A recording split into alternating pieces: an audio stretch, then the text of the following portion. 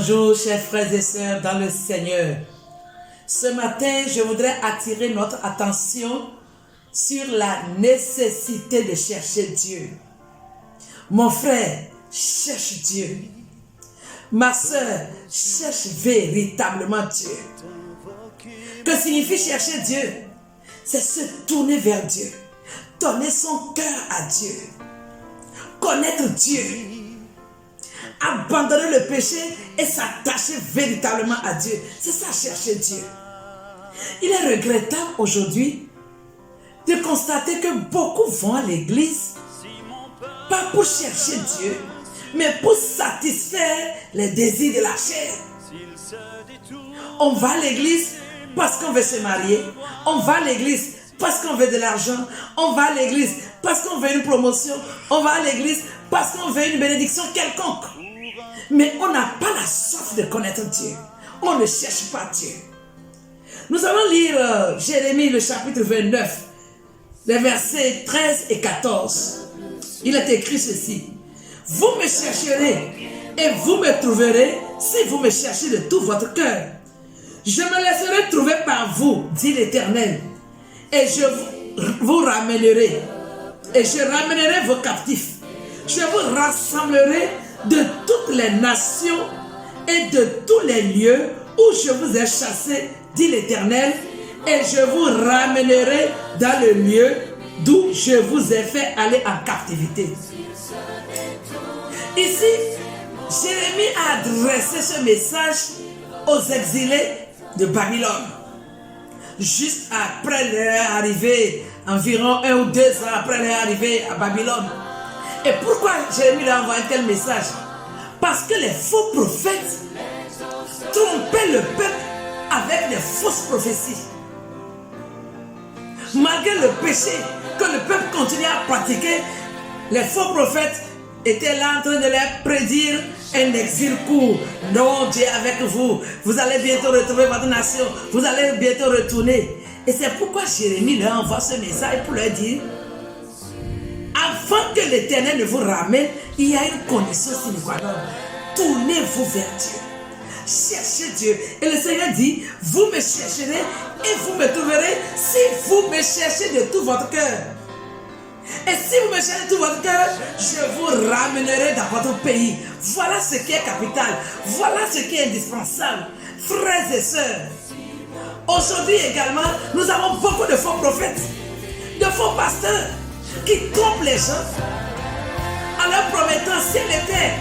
Vous serez milliardaire, vous serez riche, vous serez ceci, vous serez la tête, vous aurez la promotion. C'est vrai, Dieu est capable de le faire. Mais ce que Dieu recherche d'abord, c'est notre cœur. On ne met pas l'accent sur la nécessité de connaître Dieu. Et beaucoup se plaisent à écouter ces gens sans toutefois chercher Dieu. C'est pourquoi je vous interpelle ce matin. Cherchons Dieu d'abord. Cherchons Dieu de tout notre cœur. La Bible dit: cherchez d'abord le royaume et la justice de Dieu, et toutes ces autres choses vous seront données par-dessus tout. Voilà ce qui est biblique. Lorsque nous cherchons Dieu, il y a 2 effets qui se produisent dans notre vie. Premièrement, notre attitude vis-à-vis de Dieu doit changer. Et deuxièmement, il aura la transformation de notre cœur. C'est en cela qu'on va connaître qui cherche véritablement Dieu. Ne soyons pas comme Jacob, fils d'Isaac et de Rebecca. Jacob est resté pendant longtemps dans un système patriarcal, mais il ne connaissait pas Dieu. Et il utilisait la ruse, la tromperie. Et ce n'est qu'après 20 ans, quand il revenait de chez son oncle Laban, Jacob a compris qu'il faut que quelque chose change dans sa vie. La Bible dit: Jacob resta seul. Et cette nuit-là, l'ange a lutté avec Jacob. Et ce fut le début de sa transformation. L'ange lui posa la question: quel est ton nom? Il dit: je m'appelle Jacob, c'est-à-dire le trompeur. Et le Seigneur lui dit: aujourd'hui, tu ne t'appelleras plus Jacob, mais Israël. Et ça a été le début de la transformation de Jacob. C'est indispensable. Malheureusement, aujourd'hui, beaucoup sont comme Jacob. Ils côtoient l'église, ils sont dans l'église, ils sont dans les activités, ils sont dans les programmes de l'église, mais ils ne connaissent pas Dieu. Frères et sœurs, connaissons Dieu. Et comment devons-nous chercher Dieu?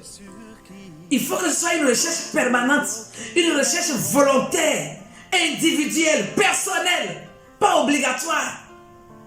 On doit le chercher de tout notre cœur. Dans la méditation de la parole de Dieu. C'est là que nous allons voir et connaître Dieu. Il se révélera à nous dans sa parole.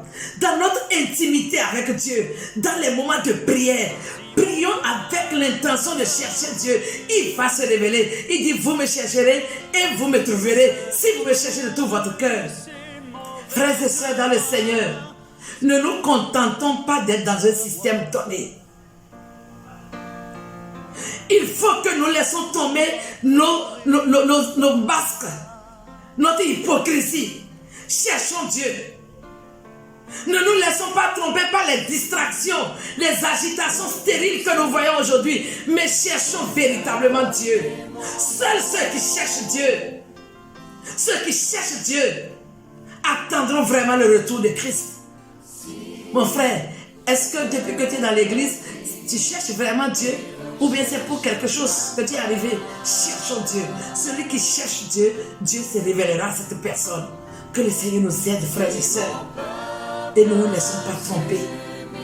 Attachons-nous à Dieu. La semaine prochaine, nous allons parler des bienfaits de la recherche de Dieu.